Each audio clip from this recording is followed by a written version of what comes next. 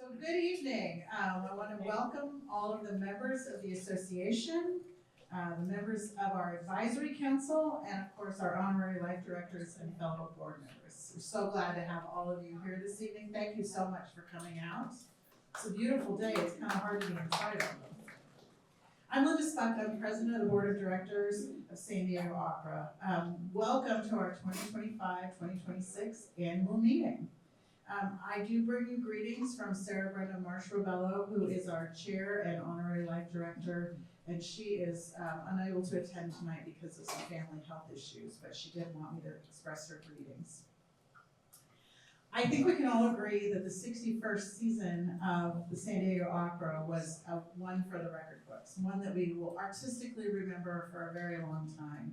We started the year started so well with Pagliacci, just an artistic triumph and such an entertaining set, and then we moved on, of course, to one of the funniest operas I've ever seen with Barbara Seville, and just so much fun. And then a triumphant Carmen that reminded us why we love grand opera. Would you agree?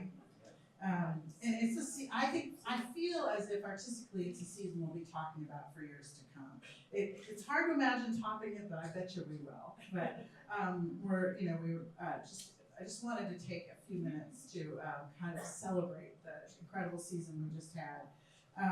And I'm really excited, and you'll hear this from David, to say that some of my favorite singers from this last season are returning to San Diego Opera for our 62nd season, so that's pretty exciting.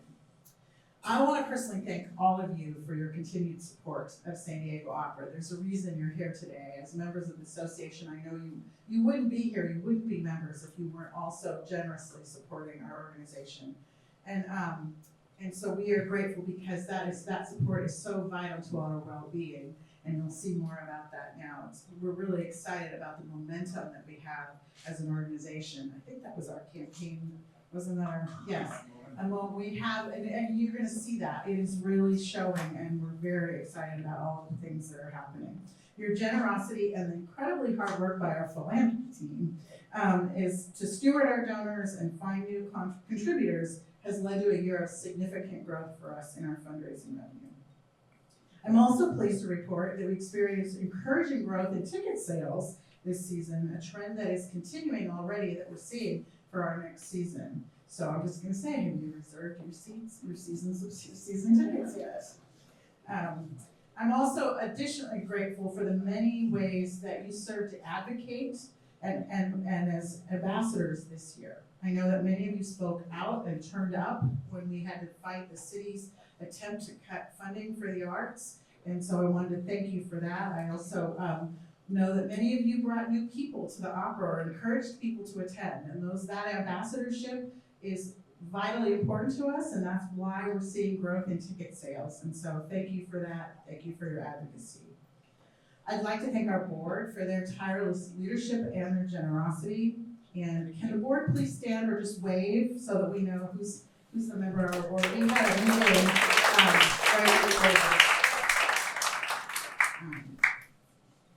and I would especially like to express San Diego Opera's ongoing and gratitude to board member Veronica Leff and her husband Miguel for once again sharing our opera ball for all.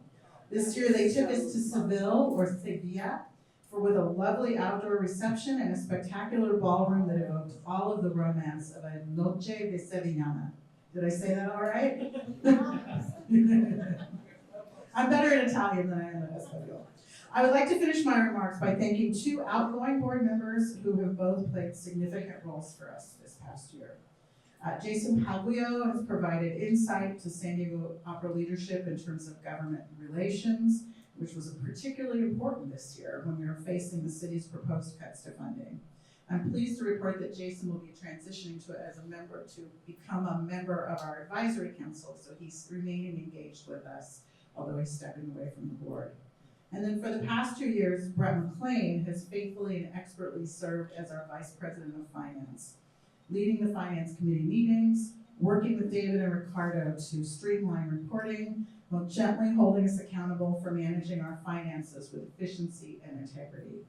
Brett will be retiring from his role at Sharp Healthcare at the end of September and returning to Arizona to be near family, and we will definitely miss him. So with that, I call the annual meeting of the San Diego Opera Association to order. And now let's get down to business. We begin this afternoon with business highlights of the company, and I am pleased to introduce a man who needs no introduction to this crowd, David Bennett, our Joanne Clark General Director and CEO, a title that was given to him last year at this time of San Diego Opera. David? Thank you so much for your introduction. I am also very thankful for working very closely with Brett McLean, who's been the treasurer of our opera, and he's unable to be here today, so I'm making this report in his absence.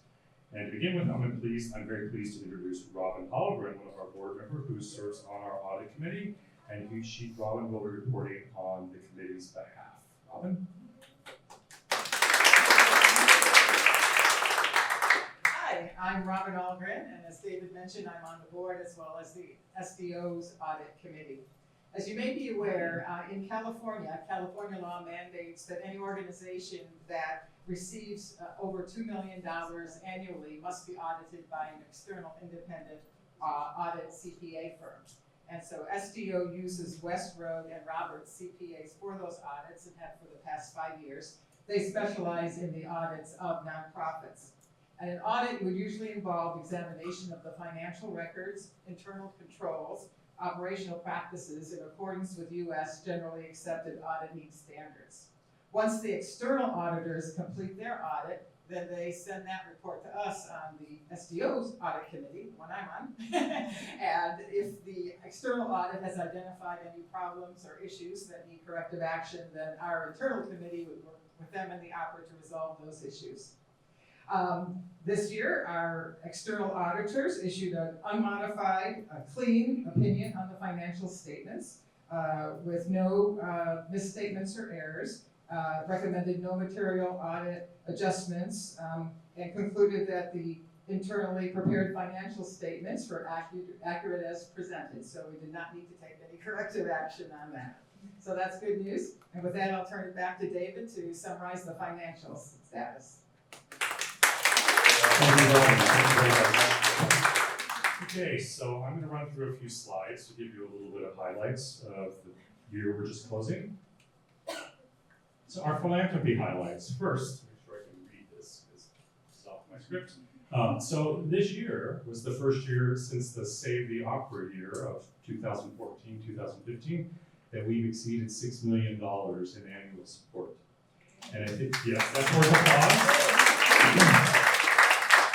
And I think you all remember that year we had some extraordinary gifts and extraordinary campaigns to make sure we stayed around. We had this past year 1,600 donors. Last year, the same time, our total annual support was around 4.2 million.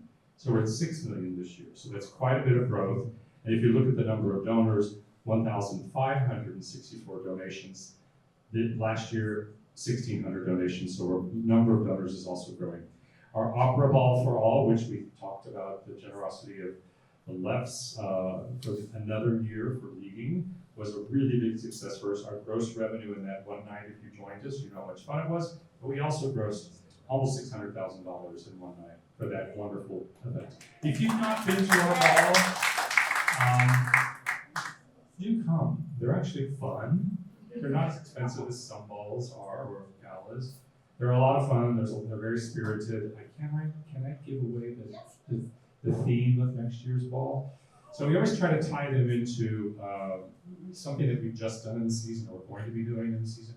We're going to close with La Notte di Figaro, which you haven't bought your tickets yet. May or may not be a surprise to you, but that's the close of our season next year. So we're going to be in the theme of Masquerade, which feels a little bit like that. Exactly. Which may, you can put on a wig or a mask, or a wig and a mask, whatever you like. So philanthropy highlights. This is also interesting to look at. So if we think about a year before, the year we almost closed, 2014 versus now, the budget then was $17 million. Our budget now is $11 million. The endowment then was $3.5 million. Our endowment now is almost $12 million. So that's a good indicator. Yeah. We still want it to be bigger, but it's good. Yes. Okay, so we are projecting this year, they're not audited yet, but we're projecting this year that we will, our numbers are looking now, they're indicating that we will end the year with a surplus. Not a deficit, not a breaking even, but actually a surplus. These are some interesting observations. Our expenses for the year we're about to close are under budget by 1.3% or $135,000. Our operating revenues, which is both contributions and earned income, ticket revenues, other sources of income, are exceeding the budget. So expenses under budget, operating revenues exceeding the budget by about 1.3 million. It's a combination of ticket revenue and contributions. Our endowment balances, as I mentioned, now total almost 12 million. They provided this year over 520,000 in revenue that spins off from the endowment to support our work through distributions. And the growth of our endowment exceeded 1.5 million this year. That's a combination of new gifts made to the endowment. We had a gift of $500,000 that went to our endowment, but also earnings, investment gains of about $1 million in our existing endowment accounts. So very, very good year for us. And some other sources of earned revenue that you may not know about. Do you know that we have a scenic studio? Some of you may not know that. So it's part of our regular operating business, but it stands alone almost as a business because we build scenery for ourselves and for other opera companies and for Comic-Con and for the zoo. And we built all the scenery for Signet Theater's season this year. We do a lot of work at that scenic studio. We're just right now working on a new production of Carmen for LA Opera that we're helping to building a part of that. The gross revenue, this is not net, this is gross revenue, but it was almost $1 million at our scenic studio this year. Yes, and I'm going to shout out to Tim Wallace, who is our technical director, who hates being called out, but who's also works at our scenic studio and helps manage that part of our business. And then production rentals. So if you saw like our Frida Diego, remember that beautiful production we created? Well, that went to Chicago Lyric this year, and it's going to Seattle Opera next year. And our Pearl Fishers went out this year, and Joan, where are you? Rigoletto also went out this year. I'm sorry? Both went to Palm Beach. You remember how long ago we produced Pearl Fishers? Quite a while ago. That still goes out almost every year as a rental to some other company. So it's just a continuous form of revenue to us that's different from the ticket revenue. And that was almost $250,000 this year. Okay, so that's all I'm going to talk about finances right now. And I want to, we're going to turn over to Linda, or am I actually going to introduce? Okay, so, sorry. Yeah, just want to make sure. Oh, Linda, actually, you're supposed to come up too. Sorry, I'm turning it over to Linda. Yeah, I'm following the script. Yes, David said we must not deviate from the script, so he has to lead by example therefore. So, this is why I'm coming back up. So, we've mentioned the 61st season and how amazing that was. We've briefly touched on the fact that we've announced our 62nd season, which includes the classic Rigoletto with that unforgettable quartet. How many people saw the movie Quartet that has that in it? And then if you haven't, be sure and see that before you come see our opera. The provocative story is Susanna by Carlisle Floyd, who's an American composer that we're celebrating the centennial of his birth, correct? So that is coming up. That's our second opera. And then the highly amusing Marriage of Figaro by Mozart, which is going to give us a different perspective on the romantic intrigues of the characters we came to love in Barbara of Seville. And as I mentioned earlier, subscriptions are already selling very well. So if you haven't yet renewed, there's no time to waste. So now I'm pleased to introduce Matthew Kelman, the chair of our governance committee, who will deliver the governance committee report. And this is the aspects that we asked you to vote on in advance. So Matt.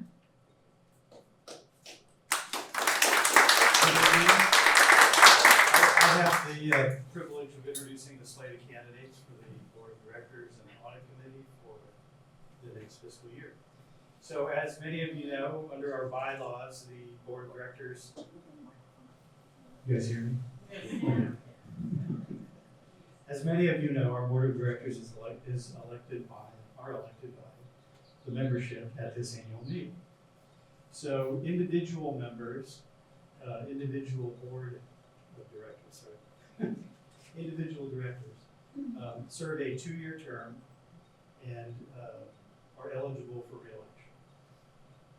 The directors that are appointed in the middle of the year, maybe to fill a vacancy, also are subject to election by the membership at this meeting. And our corporate directors serve a 1-year term and are also eligible for re-election. So, let's see, the first slide here.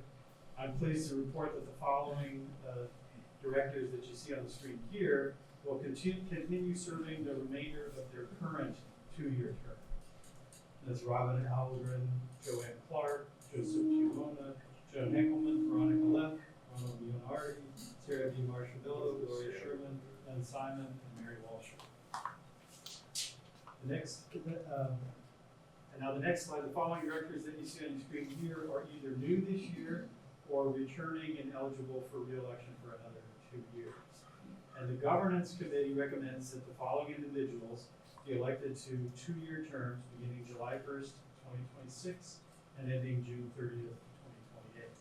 And that's Bo Ha, Carl Ostedler, myself, Ben Ramirez, Clarice Perkins, Ross Russell, and Linda Smoke. On our next slide, the following directors are corporate director. Dale Smith and the governance committee also recommends that the following individual be re-elected or elected as corporate director for a 1-year term beginning July 1st, 2026 and ending June 30th, 2027. So now, on behalf of the governance committee, I move the election of the board of directors for the 2026-2027 fiscal year as presented. Are there any questions or comments by the membership? Hearing none, if you have not yet completed your ballot, please do so now. There's an opportunity to do so. I know a lot of you probably did so online. Finally, in accordance with the association's bylaws, the membership must also elect the audit committee. And the governance committee recommends the following individuals to serve a 1-year term beginning July 1st, 2026, and that's Julie Burgess, Robin Algren, and Janet White. On behalf of the governance committee, I move the election of the audit committee of the association, who shall oversee the audit for the fiscal year 2025-2026, as proposed by the governance committee. Are there any questions or comments by the membership? Hearing none, we ask that you again please complete your ballots if you haven't done so already and return it to the person deciding to collect them. And we will announce the results at the end of the meeting. And now it's my pleasure to reintroduce David Bennett, the Joanne Clark General Director and CEO of Sandy Hook. Thank you very much, Matt. And so much water. I want to make sure if you're parched, you have your water. Oh, So that's did anyone not receive a ballot and you've not voted? Just want to make sure if you've not voted yet online. Yeah, but that's all right. We've got some here. So, Llewellyn, can you take care of that? Thank you. Okay, so let me get my scripts in order. All right. So here we go. My report. I think I'm off script. I'm just going to talk. Let me just make sure.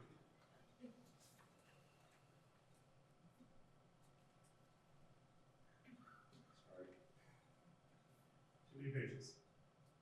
All right. I do want to also follow Linda's comments about thanking Brett McLean for working so closely with us over the past couple of years. It's been a delight to work with.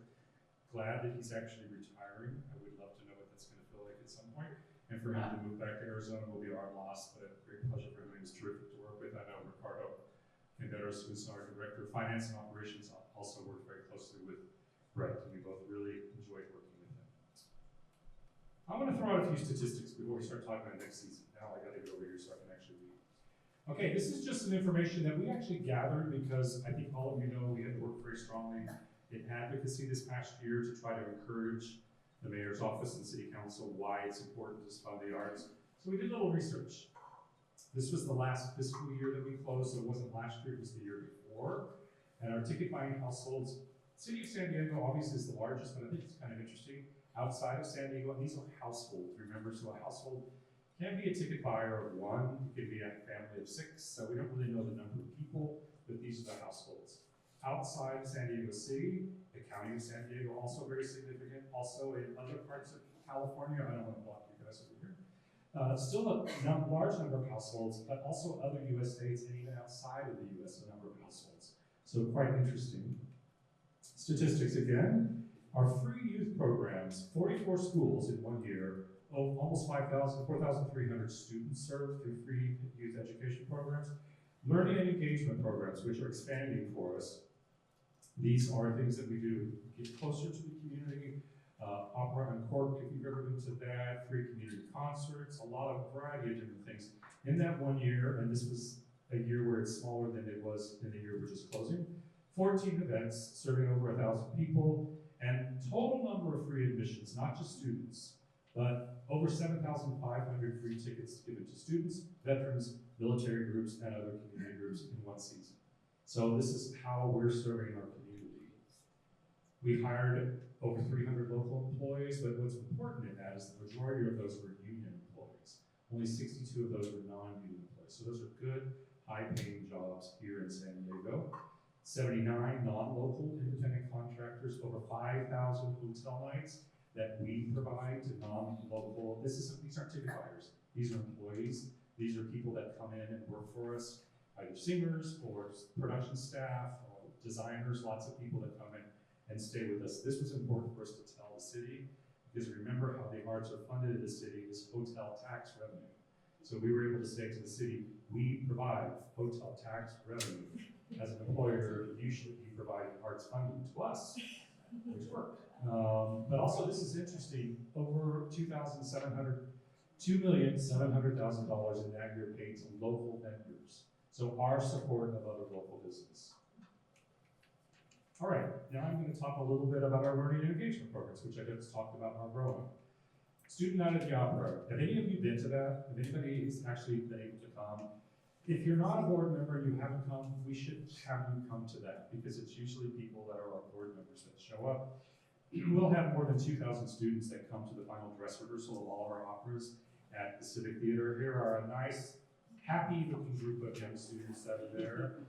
They come dressed really, like they're all like they're really excited about coming to the opera. Sometimes they have their bow ties on and their jackets, and they're well prepared. The teachers or our volunteers help work with the teachers to make sure that they're prepared, they understand what the opera is about, and it's a great experience. They're actually, for the most part, very well behaved, quiet, and they react like crazy. Like if someone stabs someone or kisses someone, they scream like crazy, and then at the end, the curtain call, you would think you're at a Taylor Swift concert.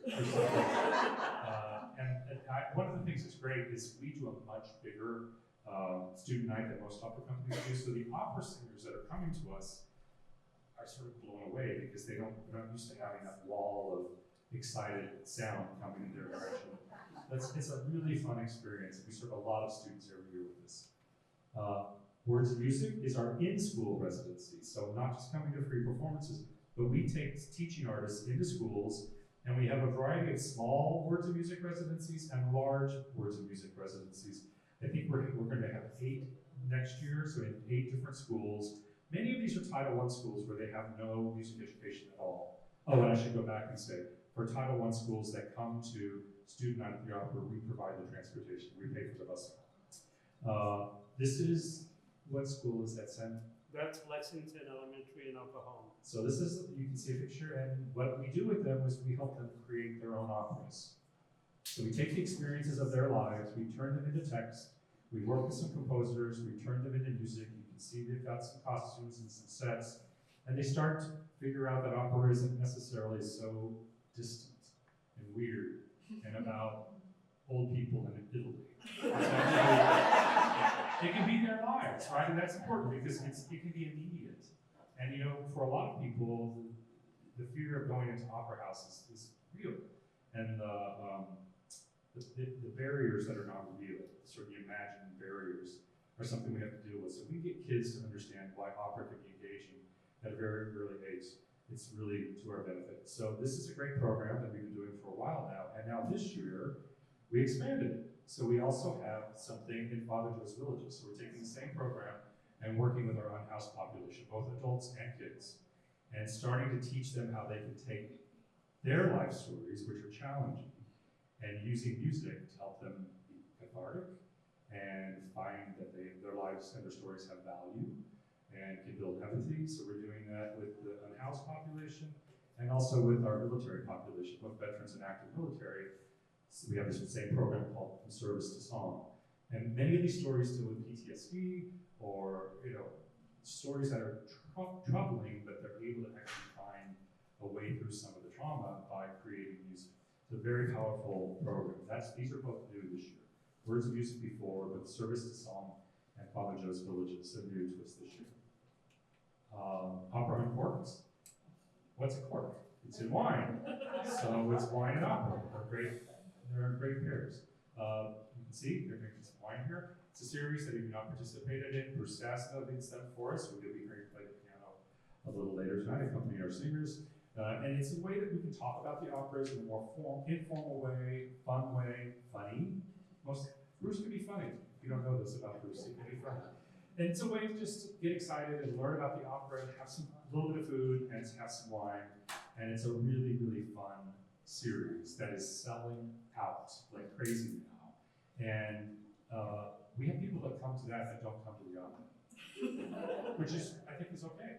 They come and they learn about the opera, and maybe they'll come later. But it's a really wonderful series that we do at Park and Market downtown in the UCSD venue downtown. And you can see they're enjoying their wine and having fun. So it's a great series. We have master classes. If you've never been to one of those, it's working with young singers, oftentimes singers that are in our productions, but sometimes not, local singers. This is Eva Bell, who is our principal conductor. Bruce has done master classes. We've had master classes with some of the singers in the cast. And you sit and watch these singers try to take on what the master is trying to get them to achieve. And it's like a voice lesson in front of you, and it's fascinating to watch. Pre-performance lectures, many of you know about this. If you've not been, it's a wonderful opportunity to deepen your relationship with the opera before each performance. Our season that we've already talked about had 3 fabulous operas. You see 1, 2, 3 fabulous operas: Pagliacci, Barbara of Seville, and Carmen.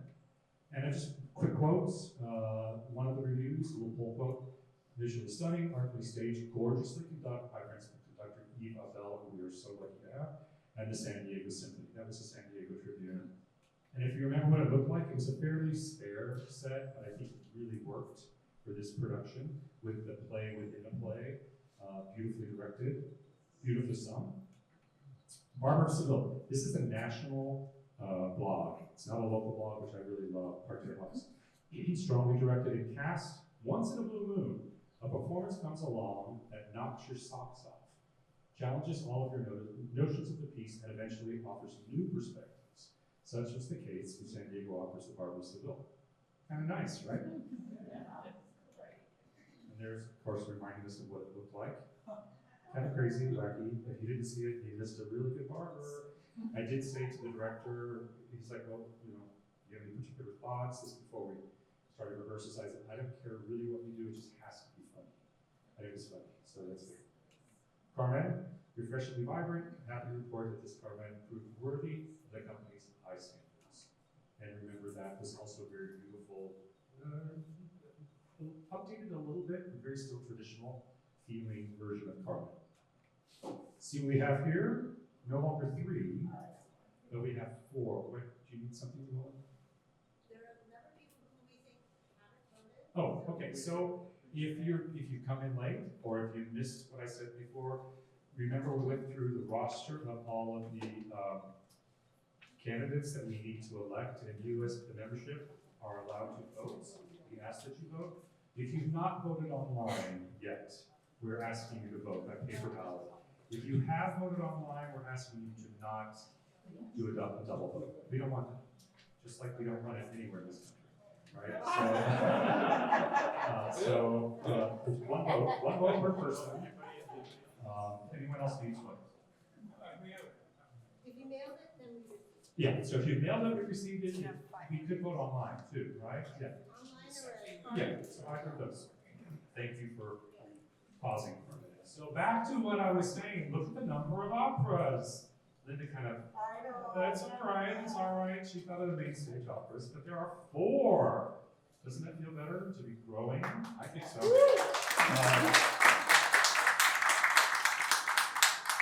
So if you've not bought your tickets for Fellow Travelers, you better do it, because it's next weekend. Not this weekend, July 4th weekend, but the following weekend. We don't usually produce the summer, but we are, and we're about to jump into a really brief schedule to get this opera ready. It's a tour. An opera generally does a tour, but this opera does. And so it'll come to us, hopefully completely rehearsed. We think it will. Because it's been a few months since they performed it. It was performed in Seattle and then Portland, and then it comes to us, and it's also being performed at the same time in Glitter Glass, upstate New York. So it sort of splits, and then Austin Opera's doing it, and there are probably going to be another 10 companies over the next year or so that will produce this opera. So we open with Fellow Travelers, as I said, July 10th and 12th. Just a photo, I want you to see what the productions look like. This is a story, if you don't know about it, we call the Lavender Scare, which was done during the McCarthy era. It's a real thing that happened in the 50s.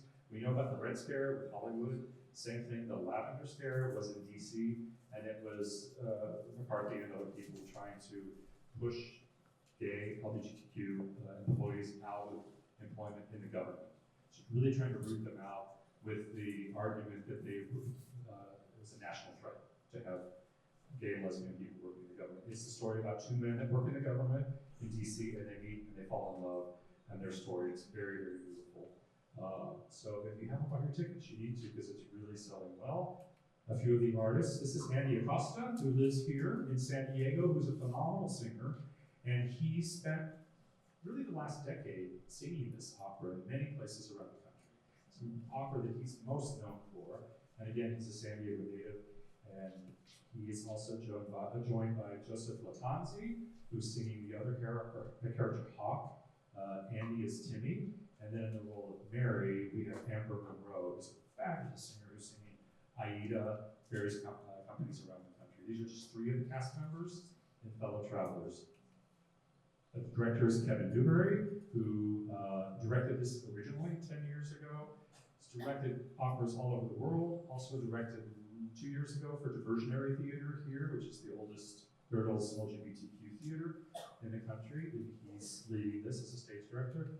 And then our own Bruce Sassna is conducting. So, in just a couple of weeks. Rigoletto, we return to the Civic Theater, October 23rd and 25th. This is our production. So the last time we did Rigoletto was the first time you saw this. We own this production, which is nice, because we don't have to pay rental or build a new production. It's a very big, beautiful, lavish production, very traditional. Some of the cast in the role of Rigoletto is Michael Chioldi. In the role of Gilda is Madison Leonard, who's just getting, oh, by the way, if you were in Santa Fe, when did they do Rigoletto? Last summer? Last summer, if you saw Rigoletto in Santa Fe last summer, Michael Chioldi was the Rigoletto, and he sang it also last year or the year before. Excuse me, at the Metropolitan Opera. So this has become a signature role for him. Madison Leonard is having a huge career singing a lot in Europe, an American singer. She's ravishing. She'll be singing the role of Gilda. The role of the Duke is Jose Cibarella Romero. Is he sung in Los Angeles? He was in the program. That's what, LA Opera, young artist, but has gone on to a huge international career. Directed by Christopher Montagliano, who directed Pagliacci last year. So if you like Pagliacci, you're gonna love this. And conducted by our resident conductor, Rigoletto. And you know, we looked at what the opera looked like, and I think we should hear a little bit like some music from the opera sounds like. Don't you think? So I'm gonna welcome to the stage one of our wonderful local artists, Lily Prado, who's going to sing Caro Nome, Gilda's aria for Rigoletto, accompanied by Bruce Sassna.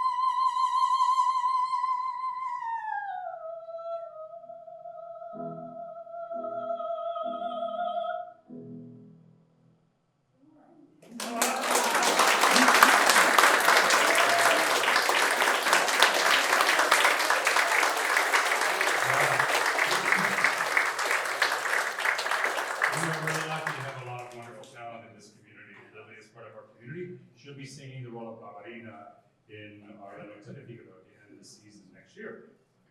Beautiful voice, right? And you may have heard Felipe Prado sing with us before. He sang some roles. They're a wonderfully talented couple. Our next opera, February 14th to 16th, is Susanna. This is Carlisle Floyd's opera. Yay, someone likes Carlisle Floyd and likes Susanna. So we produced a lot of Carlisle Floyd's work here in our history. When did we produce Susanna? 1981. 1981. Matt's seen every opera that we've done here since you were 1973. Since 1973. Which is why he's a great board member, amongst other things. So we performed a lot of Carlisle Floyd's opera. Jonathan Wade, A Mice and Men, I think we produced that probably at some point. What else is that? Cold Sassy Tree. So, probably the most, or we think also about maybe Jake Peggy, but absolutely one of the most important American opera composers of the 20th century is the Centennial, as Linda mentioned. And there are opera companies all over the country producing his work this season. This is the story, it's from the Apocrypha actually, so it's sort of a Bible story of Susanna and the elders. Do you remember that story? Where there's sort of an innocent woman who's bathing in a river and she's spied on by the elders, the rulers in effect of the community. And of course they want to make her look like she's evil and has no virtue because she's found naked bathing in this river. This though is set in Appalachia. So it's filled with a very Americana sound and a lot of hymnody. So you hear a lot of the choral writing that sounds like American hymns. It's a very beautiful production. Looks very different from the other two productions because it uses video in very interesting ways and still projections. It's a photograph from it. Very beautiful. This is a really gorgeous production. This is not ours, but it's a production that has been used throughout the country recently. Singing the role of Susanna, we have Haley Clark returning, who was on the right, who was Arnetta in Pagliacci. So you saw Pagliacci, remember how fabulous she was. She's singing Friday and Sunday, and Teresa Peralta, who's here on the left, will be singing Susanna on Saturday. We double cast some, oh, did I do it the wrong way? Stage, right, sorry, so yeah. Haley Clark, Teresa Peralta, okay, sorry. House right, stage right, house right, left, stage right. But we don't double cast a lot, but when we do, it's because it's very difficult to sing Friday night, Saturday night, and Sunday matinee. So sometimes we think about it, and that's the decision we made for the role of Susanna. Singing the role of Glitch, who you may recognize. Who knows this person? Greer Grimsley, who has done with us a number of times. This is a role debut for Greer, although he coached it in Houston when he was a student with the composer, with Carlisle Floyd. A dream role for him, he's never sung it. So we're offering him a role debut. And he's, let me go to the next one first, who this is Joe, right? There's two twin brothers, and I can make sure I'm getting the right one. Joseph Dennis, right? They're two Dennis brothers. This is Joseph Dennis, who's singing the role of Sam, who is Susanna's brother, but he is married to Haley, who's our Susanna. And we also have another couple in this show because we have Loretta Bybee, who is, Greer's wife, who's singing one of the elders' wives in this. And it's a really great thing when you do that, because you have people that the opera career is so itinerant, everybody's always traveling. And if you're in a married couple where you're both singing, it's very hard because you're in different places all the time. So we can actually offer contracts to singers where they could be here at the same time. I think for Susanna, it's going to be a problem because I think Joe was here a lot during, you're actually babysitting their child. So they're going to have a babysitter this time. And then we also have someone who was a local, who I think grew up here. I'm not sure, but he went to Point Loma Nazarene University, but grew up in San Diego. And this is Christian Sanders, who's singing the role of Little Bat, but went to Point Loma Nazarene. He's having a huge career right now. This is directed by someone you may remember, Patricia Rosette, who sang here a number of times, and she's made a change in her career, and now she's no longer singing, now she's a stage director. So this is her production. She developed it at Opera Theater St. Louis, and she's going around to direct it in several places. Thrilled to watch her as a director working with us here. And then our resident conductor, Maestro Eve Bell, is going to be conducting this, I think, for the first time. I'm not sure, but yes, this great. Okay, we need to hear some more music, don't you think? So we have a performance by Chelsea Senior Bernal, who is going to be singing Ain't It a Pretty Night. There are two arias, so I just make sure. She's singing Ain't It a Pretty Night from Susanna, and also at the piano is Bruce Nesbitt. It's Bruce Nesbitt.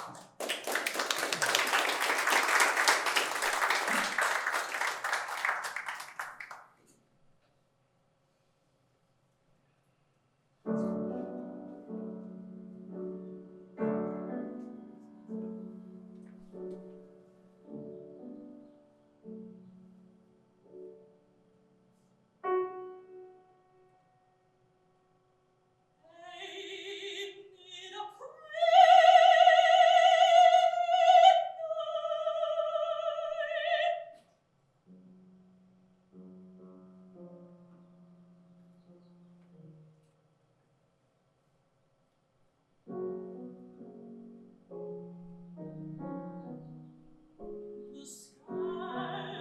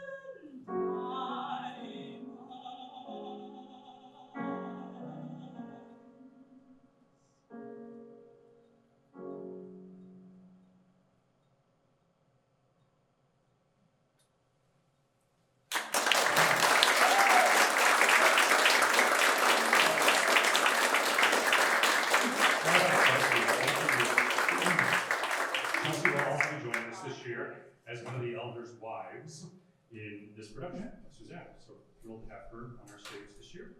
And then we move on to, sorry, I would have known what aria it was if I had looked at that next slide.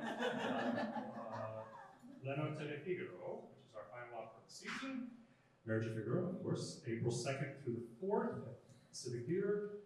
You may remember this production. It's the last time we did La Notte di Figaro, which was 17 or 18, probably, maybe? 18? Yeah, 2018. We own this production, so it's ours. It's very beautiful. It's a very evocative period production, but also very modern in its own way. It has this wall that reconfigures and turns around. It does all of these really interesting things that you can do with the intrigue and the story, with the doorways and the hallways and the wall. Our Figaro, you guys, who knows this guy? He is San Diego's own Nicholas Newton, who went to SDSU, was in our Young Artist program, singing while he was in concert at school programs and things. He's gone on to a huge career singing at the Met, sings all over the country. He'll be singing the role of Figaro for us. I think it's a role debut for him. It is? Yeah. But if you were in Santa Fe a couple of summers ago, he sang Leporello and their Don Giovanni, really having a huge successful career. Thrilled to finally bring him to San Diego Opera. In the role of Susanna is Katie Bryan, whose role is her company debut with us.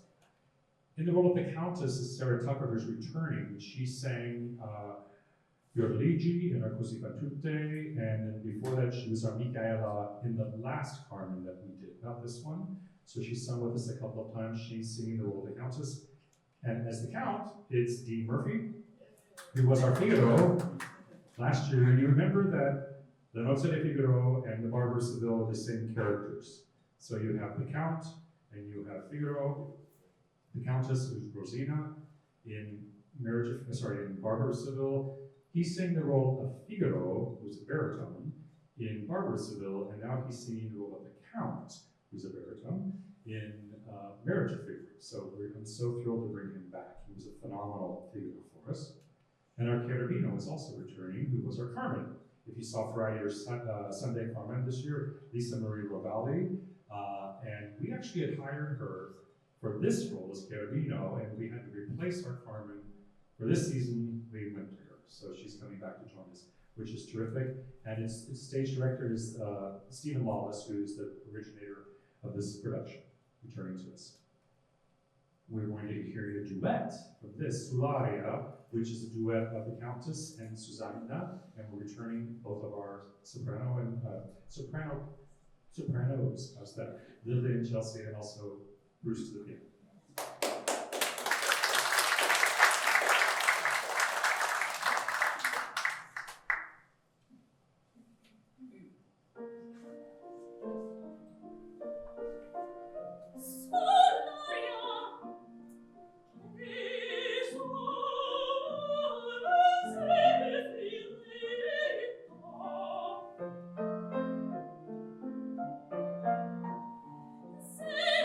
Serafina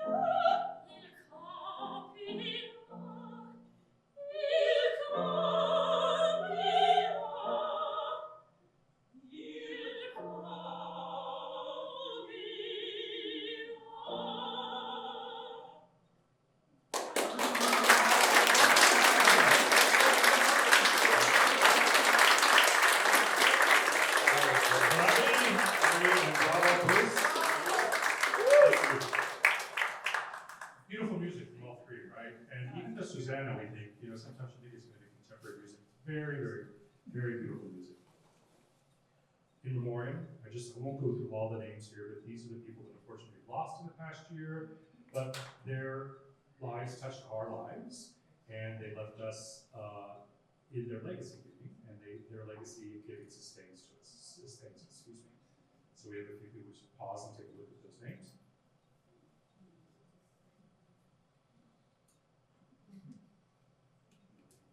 All right, last thing I want to talk about is the civic core of downtown, because I know there's lots of questions about what's going to happen with the Civic Theater. There's been lots of ups and downs with it.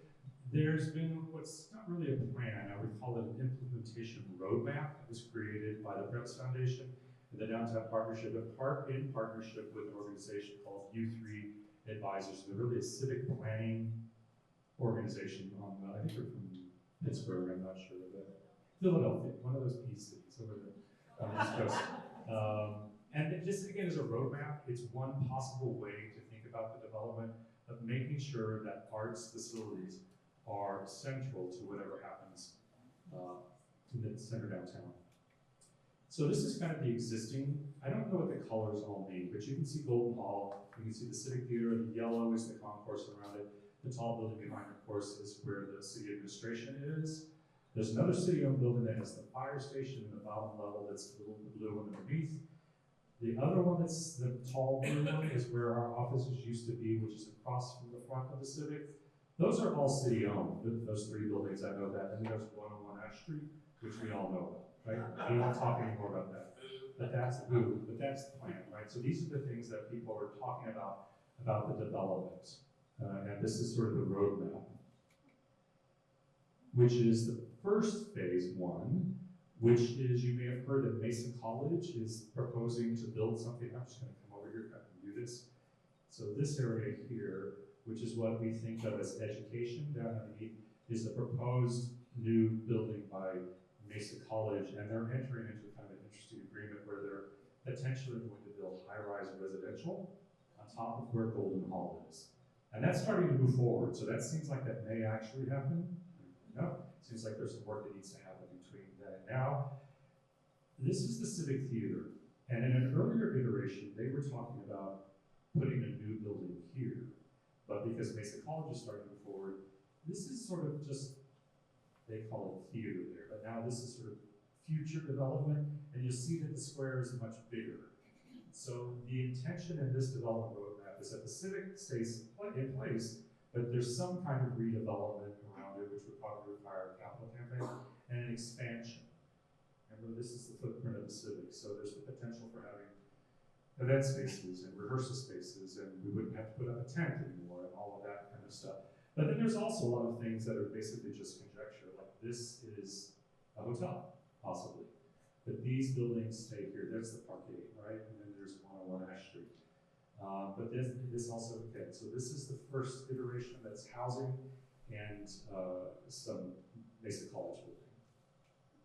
And this is what they think of as the full build-out.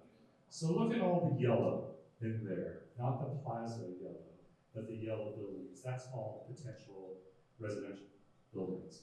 And then 101 Ash Street is converted to residential, and that's, I think, in the development stage. I don't really know where it is right now, but that was potentially going to be redeveloped into low and moderate income housing. But the Civic stays in this. So this is kind of the plan in its current iteration. And again, it's a roadmap. There's no funding for this.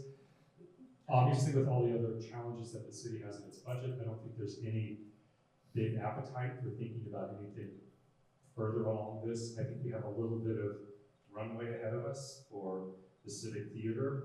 I do know that the Civic Management is actually going to be investing some more money, probably next summer, I think, is that what we're hearing?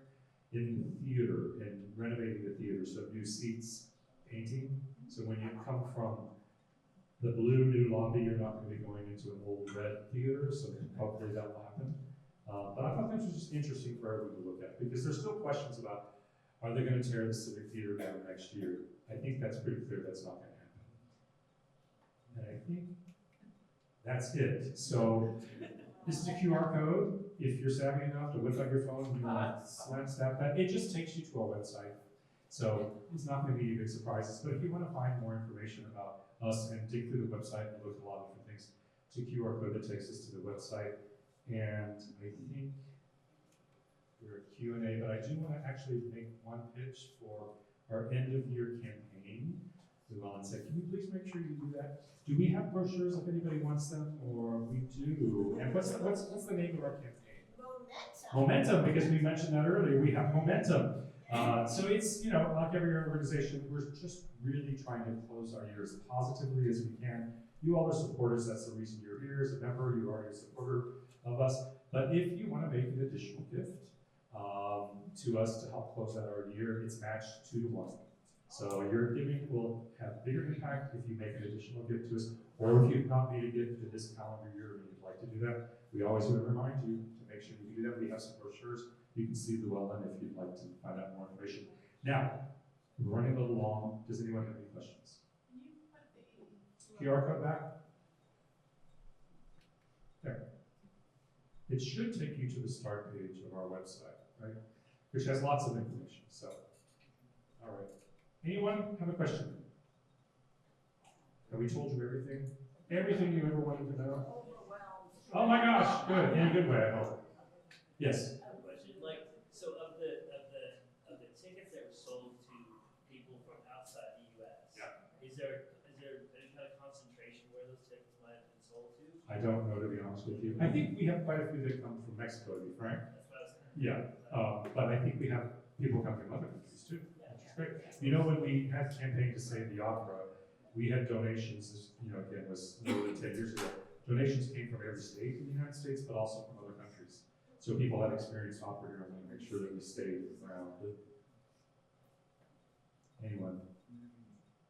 Okay, we took a lot of your time, so thank you. I'm going to turn it back over to Linda Swett.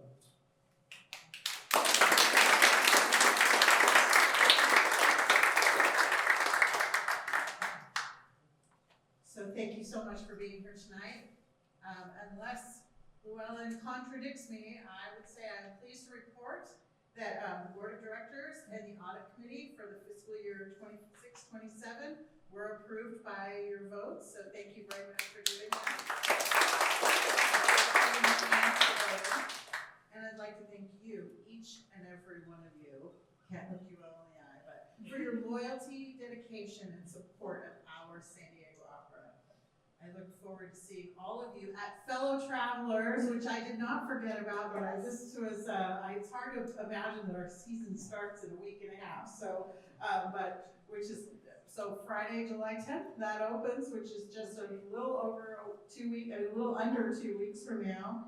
I hope to see all of you there, and I am officially calling the annual meeting to a close.